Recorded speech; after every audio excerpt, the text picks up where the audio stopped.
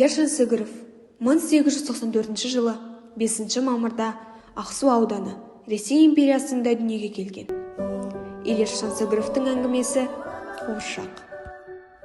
Қуыршақ деген кішкене кісі, аяғы, қолы бар, аузы, мұрны бар, белі буылы, шені сұғулы, төсегі салулы, ішпейді, жемейді, қолдан жасайды. Базарда сатады, қыз балалар ойнайды, бірінен бірі алады. Қуыршақ үндемейді, берсе кетеді, алса келеді.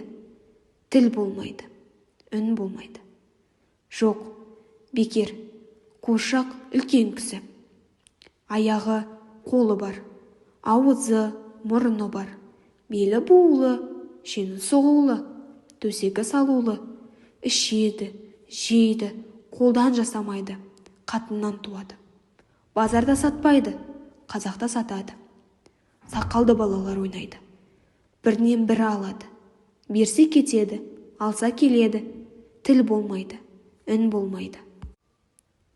Күндердің бір күні ауданы Бадам, ауылы 6-шы, Қасымбекұлы Әбдірахым деген адам қуыршақ іздеп Шымкент қаласындағы Құрият көшесін қыдырыстырып келе жатты. Кеңжетайдың қақпасына тоқтай қалды. Бабас осында тұра ма? Қай бабас? Кәдімгі ағаш төресі Сәрсенов.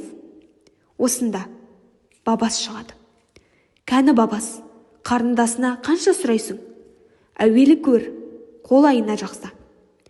Көріп тұрмын, құнтақты қолдан жасалған қуыршағындай бала екен.